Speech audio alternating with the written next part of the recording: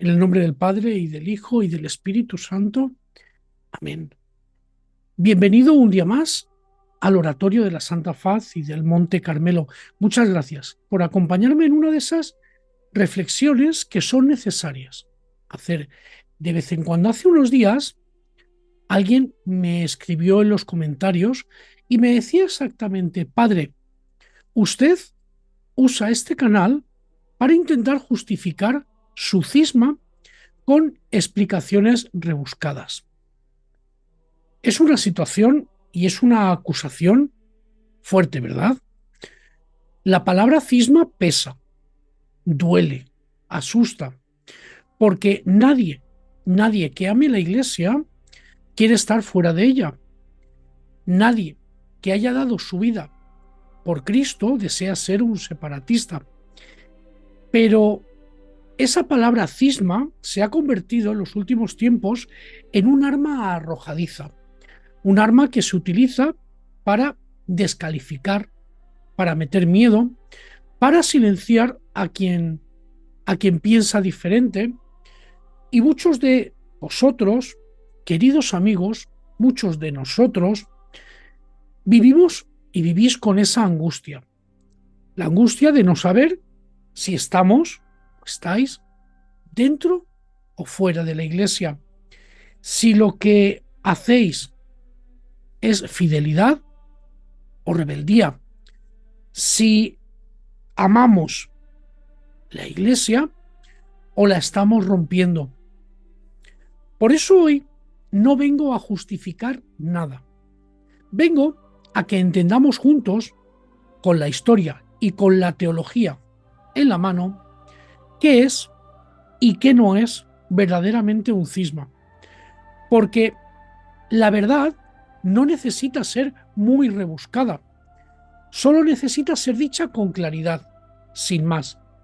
Y cuando entendamos esto, muchos de vosotros y muchos de nosotros respiraremos con mucha más tranquilidad, porque descubriremos que la Iglesia es más grande, es más ancha y más misericordiosa de lo que muchos hombres nos han contado. Y para entender lo que es un cisma, lo primero que tenemos que hacer es dejar de utilizar esa palabra como un arma arrojadiza, porque en el derecho canónico y en la teología, las palabras tienen un peso exacto. Y antes de definir lo que es, tenemos que definir realmente lo que no es. Entonces veamos, ¿qué no es un cisma? No es tener una opinión diferente al obispo en temas de política.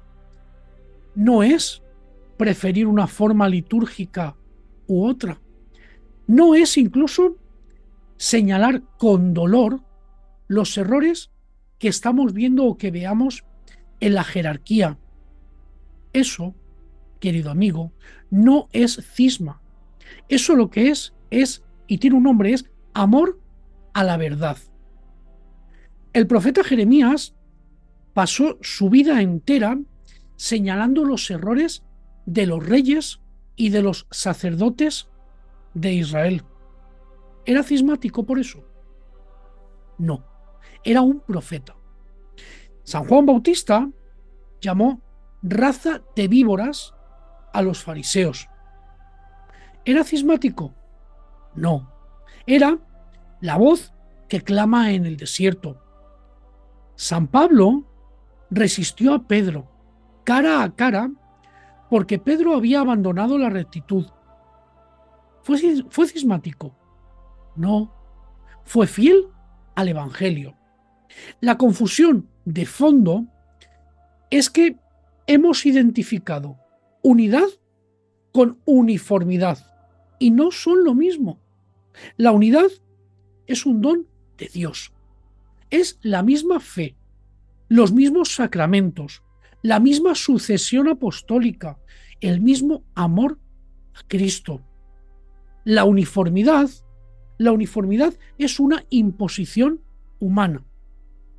la misma liturgia, las mismas costumbres, el mismo modo de pensar, la misma sumisión administrativa. Porque tenemos que ver que la Iglesia, durante el primer milenio, hablamos del primer milenio entero, 1000 años, vivió en unidad, sin uniformidad ninguna, pero vivió en unidad. Habían ritos diferentes. Teníamos el rito latino, el bizantino, el alejandrino, el antioqueno. Habían lenguas diferentes. Teníamos el latín, el griego, el siríaco, el copto. Habían disciplinas diferentes. Sacerdotes en Oriente que estaban casados y en Occidente eran célibes. Y sin embargo, estaban en plena comunión. Se reconocían todos como hermanos. El Papa Benedicto XVI dijo, aún siendo cardenal, la unidad no es uniformidad. La Iglesia no es un sistema monolítico, es la casa del Padre. Y en la casa del Padre hay muchas moradas. Por eso, y es muy importante entender eso, no estar bajo la administración de Roma no significa necesariamente estar fuera de la barca de Pedro. La barca es mucho más grande que un solo timonel. Es mucho más amplia. La barca es la fe de los 12 apóstoles, que se han transmitido por muchísimos y muy diversos cauces. Pero ahora vamos a la definición técnica, porque si no sabemos lo que dice la ley, hablamos sin un fundamento. Entonces vayamos al Código de Derecho Canónico. El Código de Derecho Canónico, en el Canon 751, define lo que es el cisma, y lo define así. Se llama cisma al rechazo de la sujeción al sumo pontífice o de la comunión con los miembros de la Iglesia a él sometidos. Fíjate bien, rechazo. Rechazo no es duda, no es dificultad, no es sufrimiento, es un acto deliberado y voluntario de apartarse. Tiene que haber una intención clarísima de romper. Y aquí llegamos al matiz que muchos olvidan, y es el ánimo cismático. ¿Qué significa eso? Significa que para que haya realmente un cisma, tiene que haber voluntad de crear una iglesia nueva, voluntad de romper la barca de la que estábamos hablando, de negar la autoridad del Papa como tal. Si tú lo que quieres es salvar la barca porque ves que se está hundiendo, si lo que buscas es ser fiel a la tradición de los apóstoles, si te duele la Iglesia y lo que buscas es su bien, aunque estés en desacuerdo con decisiones concretas, tu corazón no está en cisma, está en lucha, está en amor, está en fidelidad. Santo Tomás de Aquino, en el libro La Suma Teológica, explica que el cisma es un pecado directamente opuesto a la unidad de la Iglesia, pero que requiere una intención deliberada de separarse. No es lo mismo estar separado de hecho que querer estarlo de derecho. No es lo mismo. Pongamos un ejemplo de la vida cotidiana. Imagina un hijo que ve a su padre que está cometiendo un error muy grave, algo que puede destruir completamente la familia. Y el hijo lo que le dice es: papá, lo que estás haciendo está mal. El padre se enfada con él y le dice: si no estás conmigo, estás contra mí.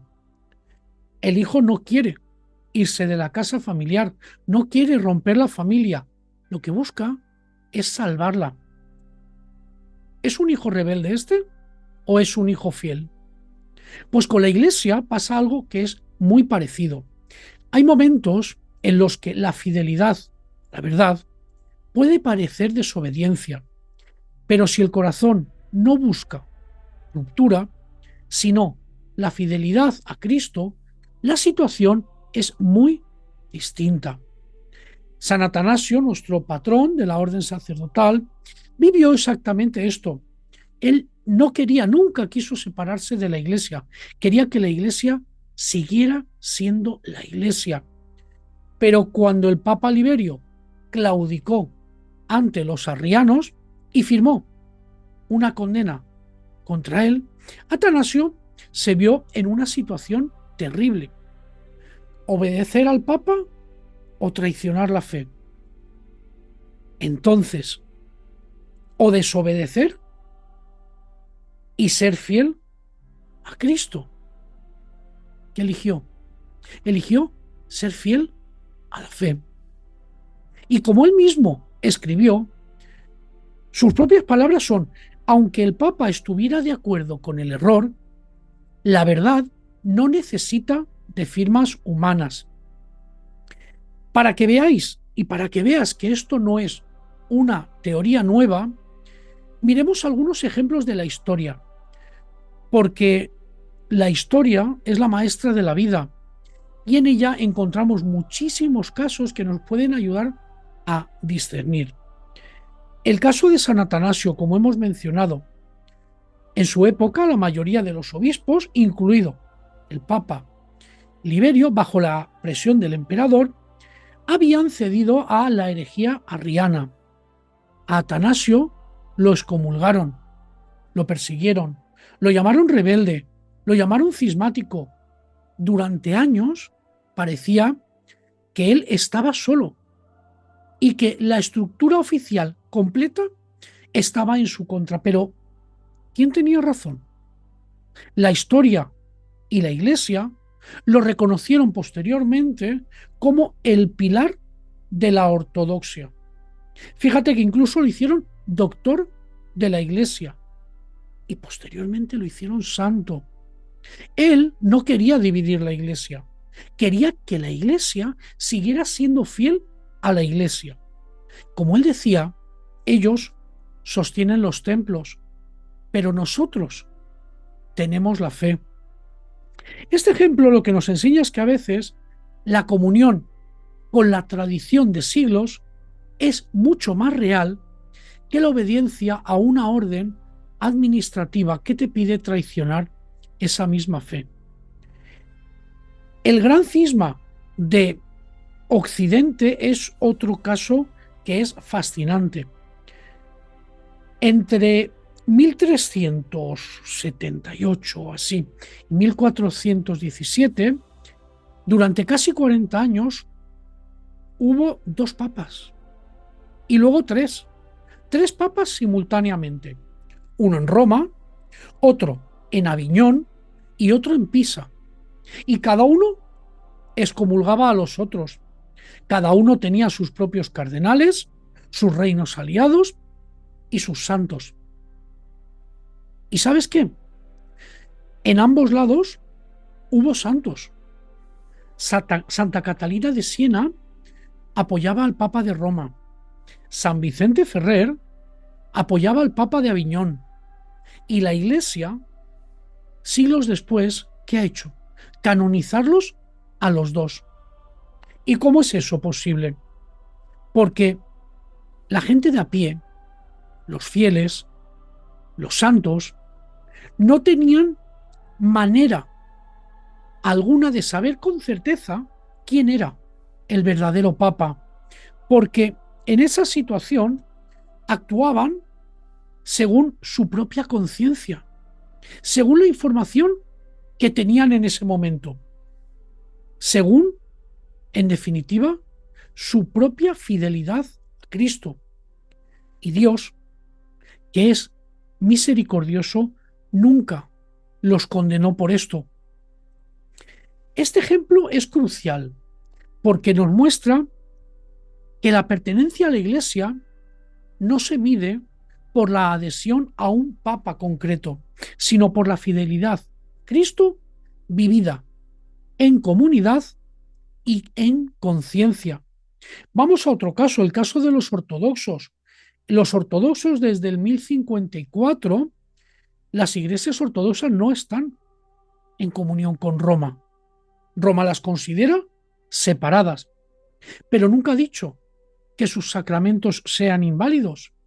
El Concilio Vaticano II reconoció que tiene verdaderos sacramentos, verdadera sucesión apostólica y una estrecha vinculación con la Iglesia Católica. No son cismáticos en el sentido de herejes, son hermanos, pero están separados. Si la misma Roma reconoce que fuera de sus fronteras administrativas hay verdadera Iglesia, ¿cómo vamos a creer nosotros que estar fuera de Roma es automáticamente estar fuera de la salvación? No se entiende. Y llegamos aquí a un punto que me parece no solo el más importante, sino también el más consolador.